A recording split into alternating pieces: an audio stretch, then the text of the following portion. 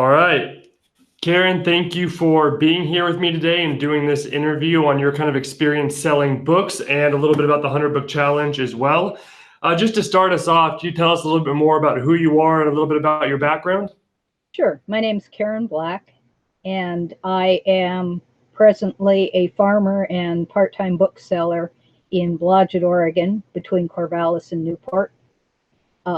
My husband and I were both Oregon State grads, and after a stint down in Silicon Valley, we moved back up here when our boys were small. They're now both adults.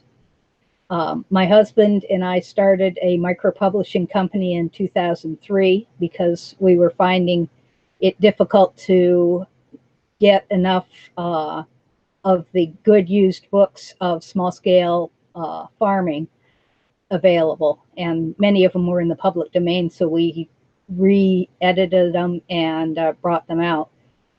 That's what started Robert selling books on Amazon, because Amazon was not consistently keeping them in stock. And then when we found out that used books are more profitable than printing new books and selling them on Amazon, that's when I got involved. So I started about 2.5 years ago. So from Silicon Valley to farming and selling used books, right? That's right. That's quite the journey there. So when you figured out you could start selling other books other than your own published books on Amazon, how did you kind of go about that at the beginning? Did you just go out and kind of look on Amazon, or did you have an app at the beginning? What did you start out with? Well, we used the Seller Central app and went to garage sales and thrift stores and looked through the books in our house, like a lot of people do. So this is currently your side business right now, correct?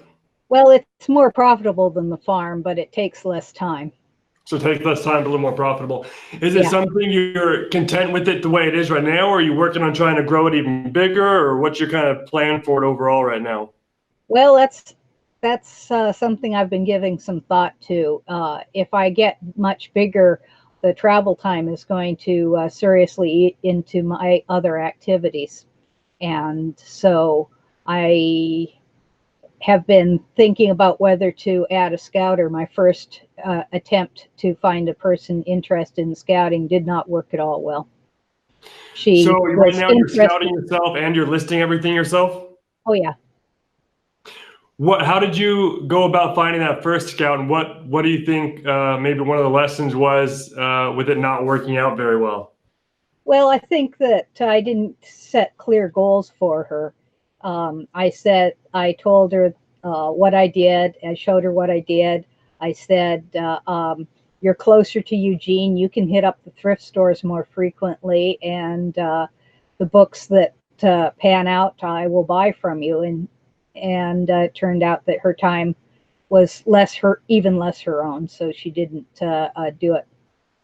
Ah, got you. So it sounds like you've got to travel quite a bit to source. Is that right, or do you have a lot of stuff like right near you? There is really nothing in Blodgett. Corvallis is half an hour away. Newport's about 45 minutes away. Eugene's an hour away, and the Portland area is about 2 hours away. So with everything so far away, how do you kind of structure your sourcing to be able to stay on top of your responsibilities, kind of like with the farm and more of that full-time job versus the sourcing? Do you set certain days aside, or how do you do that?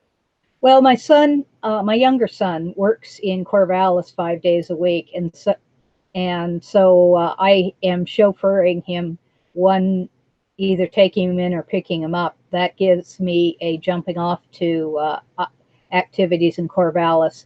Most garage and estate sales are Friday, Saturday, and possibly Sunday. So those days I plan on doing most of my sourcing. I do a lot of planning around library book sales. Is that library sales a big part of your sourcing, or do they not have very many around there? Very much. Corvallis has a huge library book sale in February. They say it's about 1,000 boxes, and I think that's a conservative estimate. Salem has a very large library book sale. I went to a tiny one in Halsey last weekend that was not at all well advertised, and I came back with 11 books out of that are sellable. It's crazy how many sales are out there, even in small towns sometimes. It still amazes me to see that. My best source has been first of all, estate sales with people who have specialty interests. For example, somebody who's interested in weaving and hand dyeing, you'll find specialized books that are often well worth sending in. Yeah, definitely. I guess the estate sale really depends on who owned those books and kind of what their profession was. It makes a big difference there. Mm-hmm. So do you have a weekly goal that you try and set for yourself with sourcing, or you just try and get as many as you can in a week? How do you kind of go about setting goals for yourself? My goal is presently 50 to 100 a week. Last week, I did pretty well on the sourcing, but I had made a trip down to the Bay Area to pick up egg cartons for my farm. And so that slowed me down on shipping them in. In fact, I took them in this morning. Oh, okay. So 50 to 100 a week, and you hit that most weeks, or around Yeah. that most weeks. Some weeks a lot more, probably some weeks a little less, but roughly Mm-hmm. that. Nice. So what were kind of your biggest challenges getting started for you? Was there a point when you kind of wondered if it was worth it, or did you kind of know it was worth it and profitable from the beginning? How did that kind of work out for you? Well, since I had my husband's example of it being profitable and his bad example of what not to send in, he thought that classic science fiction paperbacks would sell well, and it turned out not so. Yeah, not huge sellers there. No, he ended up returning a bunch of them, especially after the long-term storage fees in last August. What have you found to kind of be your bread and butter for categories of books? Do you go straight for textbooks, or do you kind of try and more specialty, or what do you look for normally? What I really like to see are professional and technical nonfiction, such as, like I said, weaving, dyeing, more expensive crafts, scrapbooking, and quilting. Not so much, although there have been some very good quilting books. Usually it's the hobbies where people are going to spend a lot of money. They'll have more expensive books too. Or professions where people are going to be using books, engineering, sciences, some higher end religion and Bible studies. Yeah. Yeah, things where there's a lot of scholarship and the books retain their value. So going after 50 to 100 books a week, how much time would you say roughly you think you spend sourcing and listing those books each week? Do you list once a week, or do you list every other week? How do you kind of normally do that? I list when I get close to 50 books because I seem to have fewer splits that way. I'm using Accelerlist, which makes the boxing and box contents a lot easier. And what I do is I usually source in the Friday to Sunday regime, and I probably spend about 6 hours all told, not counting travel time. And then the boxing, the shipping and everything is probably another 2 to 3 hours. I'm fairly picky on how I describe my books. I always put in the date of publication, with what printing, if appropriate, the publisher, and then the condition notes. Do you think that extra information helps it sell a little more? What makes you want to put in that extra information? Well, if I was buying that book, that's what I'd want to see. So that's what you see, and so that's what you put on the books yourself? Yep. That makes sense. Do you have any special relationships you've kind of built over the time you've been doing this to get a few more books, or are you still just going from store to store, kind of finding what you can? Well, I've had some good luck with people that I know. Last year, just about the time you started the 100 Book Challenge, a neighbor of mine at the farmer's market had a sister-in-law whose husband had passed away, and she had a large number of books that she needed to get out of the house. And so I went over there, I triaged them into donate, research, and send in. And there were about 3 loads on my Volkswagen Eurovan truck. So I'd say probably on the order of 50 to 60 boxes all told. Wow. Yeah, she estimated there were over 4,000 books, and since they were on gondola shelving, and there was about 12, 24 shelves, I think she was not far wrong. I got over 500 books listed on Amazon from that lot, and that was a big help in my achieving what I did with the 100-book challenge last year. What were your total numbers for the 100 book challenge? Do you know those as far as how many you listed or able to list during that time? Sorry? Do you know how many you were able to list during the 100 book challenge, those 12 weeks? Yeah, it was 1,297 books. Wow. Yeah, it goes to show kind of what a good relationship can do for finding books. It makes it so much easier sometimes, right? Yep. And then last summer, a person I knew peripherally from some friends of mine had another estate that he needed the books assessed for value, and so I went through that. There were about 4 large bookshelves full of technical books. The guy had a machining shop, a foundry, a sign making shop, and some interest in mechanic skills like that. And I paid $425 for the books that I thought were worth sending in, and I've gotten that money back on those. Nice. Have you ever tried to get backroom access to some of the places you go sourcing at frequently? No, I haven't. That's something I would like to do more. A lot of the thrift stores around here, they have very little back room, and so it's probably not worth it. But there's a Value Village up in Salem that I think probably does, and it's probably worth talking to the Goodwill and the Ark as well. They're fairly large chains around here. Yeah. So if for someone that maybe is in a similar situation that you were in, they're working a full-time job, but they're kind of wanting to do this as a side hustle, what would be some of the tips you'd give to someone starting out that you've learned? The first thing I would do is I'd get to know the people who run estate sales. People who run estate sales know what they're going to be selling because they're setting up the sales in advance.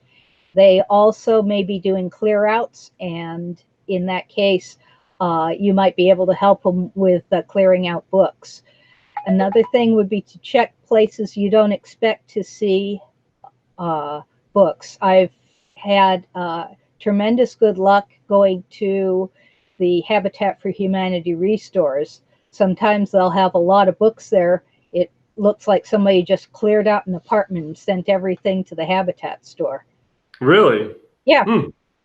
I found a $200 textbook there, and they had too many books, so they were selling them for $1 a bag. That's a buck a bag, not a book, $1 a a bag? bag, yeah. Wow. Yeah. Yeah, you can't really beat that by cost, can you? No. So do you use Scout IQ for your sourcing normally? I do. I started out with FBA Scan, and when Scout IQ came out, it was a lot easier to use and faster. FBA Scan, now Scoutly, has gotten better since then, but I bought the lifetime subscription to Scout IQ, so you guys have got me pretty well. So you're kind of hooked in there for a little while then, right? Yeah, I'm stuck. Do you track your scans regularly and your accept rates and things like that, or do you just kind of go out and scan what you can and get what you get? How detailed are you normally into tracking your numbers? Well, it's hard to believe the numbers on the scan tracker, since I may look at a book 2 or 3 times between checking it, making sure that it really is a live scan. That would be a good thing to get fix. For example, if you did a database scan and then a live scan on the same ISBN, if it didn't count that twice. And then checking it again at listing time to see what my range of prices would be. Yeah. I, Yeah. So I the usually I usually price close to what the accept price was on the book. do you use the Scout IQ default triggers, or have you kind of created your own triggers within there? It's mostly default. I've bumped up the lower ranked books a lot, a buck or two, because I find that there's way too many $5.99 specials, and I don't want to get involved in that race. So you bumped up that minimum profit on a couple of those lower triggers. Is pretty much all Right. you've changed. Yeah. Have you thought about getting into anything other than books, doing other categories, or are you happy and content doing books right now? Well, if I do other categories, I'll want to do my research. Yeah. So you've thought about it a little bit, just haven't jumped in yet? Yeah. Nice. There's only 24 hours in a day. Yeah, only 24 hours in a day, right? You got to spend some of it going out and sourcing and listing, and then Yeah. if you're getting enough stuff with books, though, might as well stick with that. Yeah. But let's talk about restrictions a little bit. I don't want to scare Sure. people too much, but something has happened recently, right, with you for textbooks, correct? That's true. Last May, I sold a textbook to one of the law firms that is investigating counterfeit claims. They now claim that book I sold them was counterfeit. And so on the same day, I was restricted from selling about 33 ASINs of textbooks. So probably more of that popular textbook category it was restricted for, right? Right.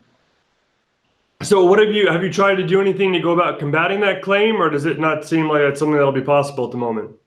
Well, I'm going to research it some. Like I said, it just happened yesterday. Yeah. But I've already been less interested in buying undergraduate textbooks. I figure it's less likely to be a problem if I stick to upper division and graduate texts, and those coincide with my bent towards professional and technical books too. Yeah, definitely. No, I like that you have a plan in place to kind of go after other stuff. And also, I'm not sure how many books you have in inventory right now, but only having 30 titles restricted actually isn't terrible. It could be a lot worse than that, right? Only having 30 restricted. Yeah. I've got 1,800 books active at present. Okay, yeah, so that's amazing. Only 30 of them were restricted. I mean, that's not good they're restricted, but amazing it was only that number. You know what I'm talking about. Yeah, it's only like having a toe shot instead of the whole foot. Yeah, instead of the whole foot.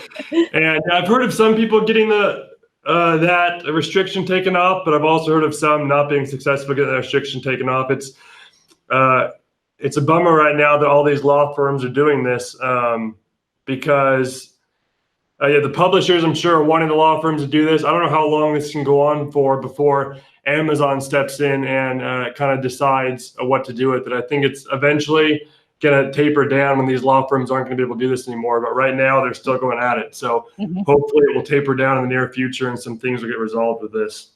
Yep. I figure that the books that I am restricted on, I could sell them on eBay, or I can probably sell most of them locally. Like I said, I'm close to Corvallis. Oregon State University has got about 25,000 students. Yeah. Do you do any online arbitrage right now with like eFlip, or are you sticking straight to physical sourcing?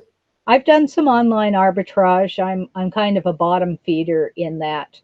I look for books that are likely to sell for at least 3 times what I pay for them. Is that something you do occasionally when you don't have time to go out and source? Is that more of an easy thing to do from home, or do you just kind of do it when you want to? Yeah, it's a kind of a Sunday morning in your bathrobe sort of thing. That's the beauty of online arbitrage, right? Yeah. The downside, of course, is that you pay more money, and you never know what you're going to get until you open the bag. Sometimes you get books that we're told it's a hardcover, and it turns out to be a paperback ARC. Not very sellable. Yeah, it's definitely have to be careful with online arbitrage to double check what you purchased and what you received. It's tough to track that sometimes, especially if you're buying large quantities of books. Yeah, it's a good idea to write everything down when you bought it, when you received it, and what condition it was in. Yeah, exactly. That's good to do. Definitely have a spreadsheet or something like that set up. Mhm.